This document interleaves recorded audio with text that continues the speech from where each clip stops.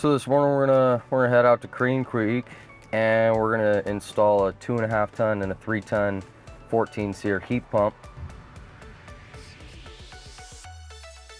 Hi there. Good morning. I'm Karen. Derek, so nice to meet you. This is the gentleman that's going to be following us around today. Okay. He's just with the camera, promise he'll. They're 18 years old. Almost as old as me. And then we'll get rolling.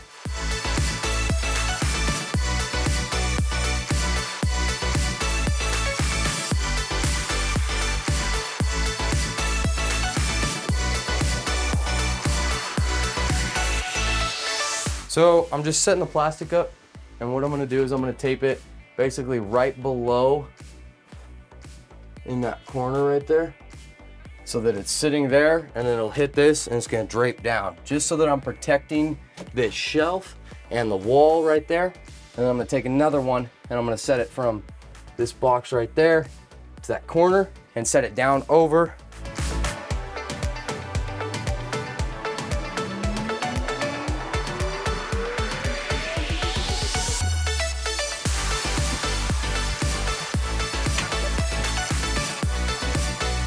That one's the 3 ton.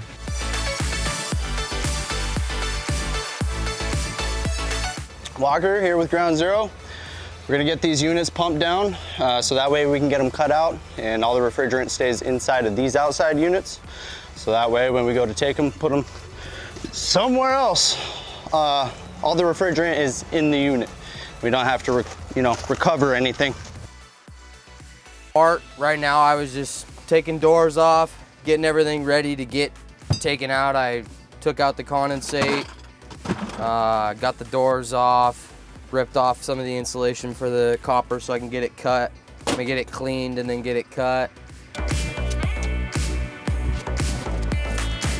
So then I'm gonna disconnect all of our thermostat wires real fast. I'm just cleaning up the copper before I cut it. Lots of people, doesn't really matter what way you do it, but I just like to clean it before I cut because I basically put a bunch of pressure on it and actually clean it really well.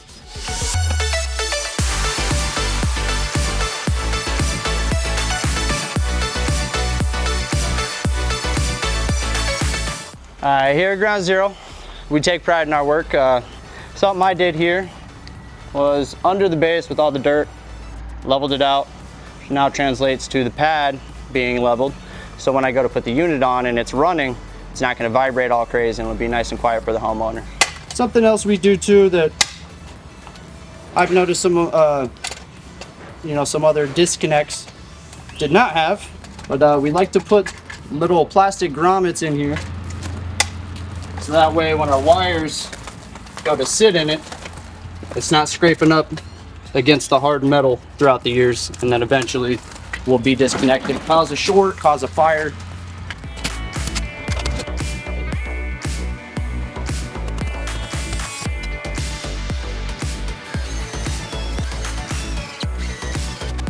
Like I said, with this, we're gonna leave it just a smidge draining that way so that my unit just barely sits on an angle just like that, just so that it helps the water keep going the way that it needs to be going.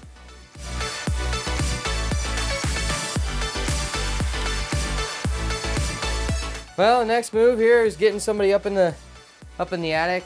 Jake just hopped out just to cool off a little bit. We'll get somebody up there and I'm gonna move that ladder, have 2 people at the bottom. We'll push it straight up, go up and in, then guy up top, he'll maneuver it, and he'll start pulling while we're pushing, and as soon as it gets up to that tipping point, he'll be able to just pull it right onto himself, and then he'll be up in the attic. So now that we've got both the new units up here, their horizontal right is the flow that we need to be going. Our supply line needs to be on that right-hand side. And as you can see, my blower is facing that way, we're good. But this coil, my pan, is at the top and it needs to be at the bottom. So I'm gonna pull this out, I'm gonna rotate it and put it back in so that the drain pan's on the bottom. And then we'll be going the correct way. And as soon as I got that going, then I can put it all back together, get supply, get the return on, piece it all together and wire it up.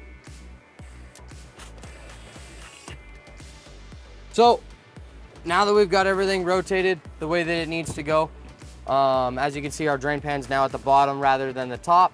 So here's our primary and our secondary drains.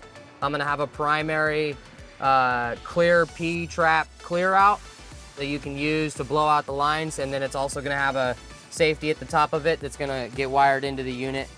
So just in case, if said so, primary drain gets backed up, that'll kill the power to the unit, and the unit will not run if the primary drain is not operating.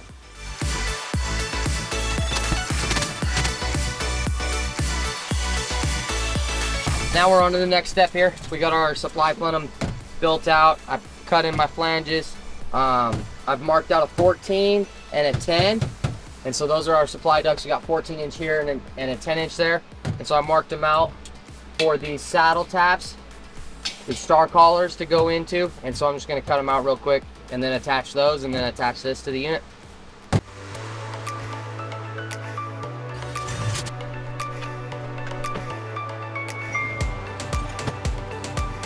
Now that I've got those together, I'm ready to braze in our indoor unit. I'll call my apprentice. My bad, bro. I'll call my apprentice from outside.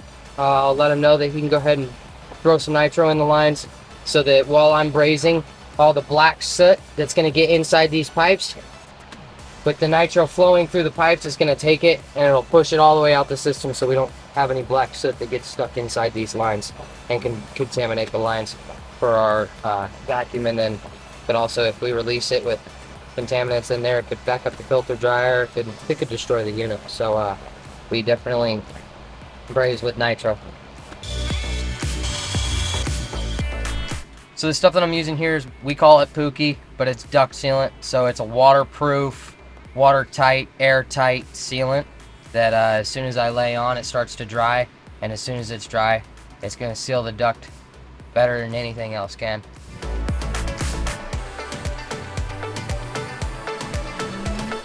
We have the system down on a vacuum.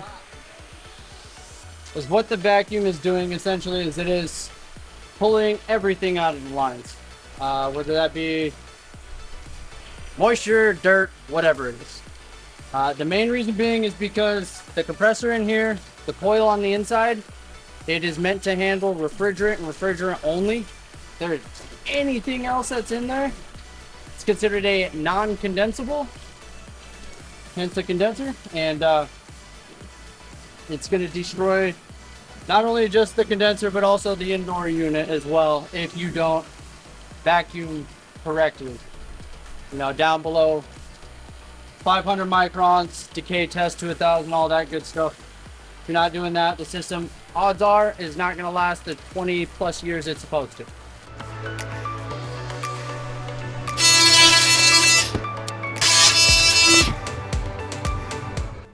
All right, we've got the system vacuumed down, decay test held.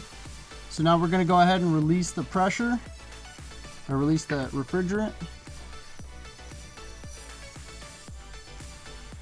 You got to do it pretty slowly as well, so that way it gets distributed in the line set evenly, because if not, then we'll have a problem on the coil on the inside, which will then make it to where I can't read this correctly.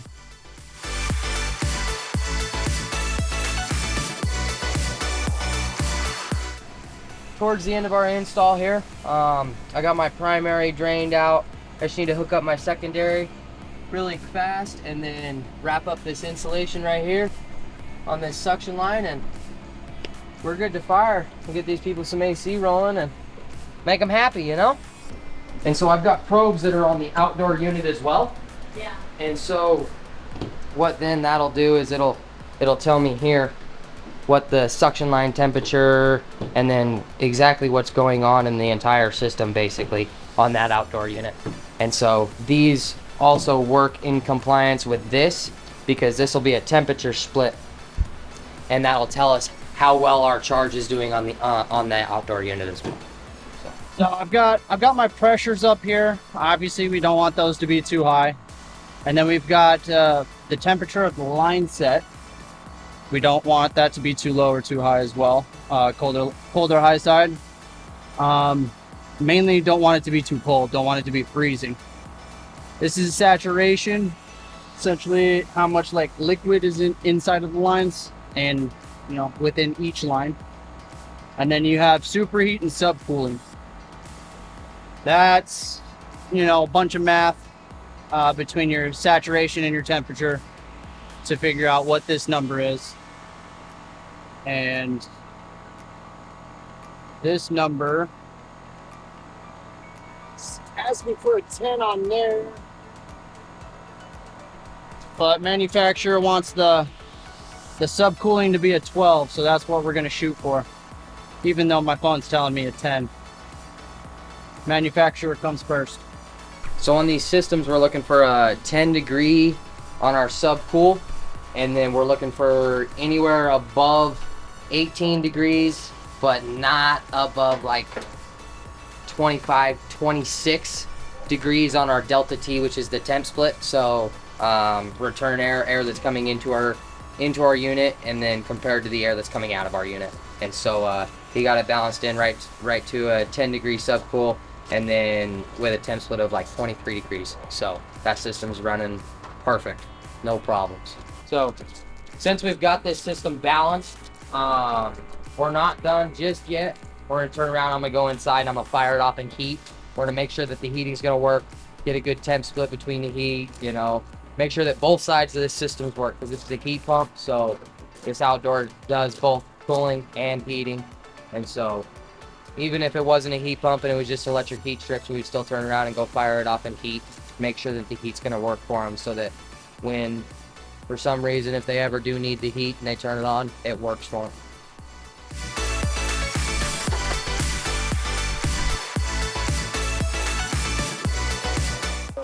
Alrighty, so we just finished these installs here.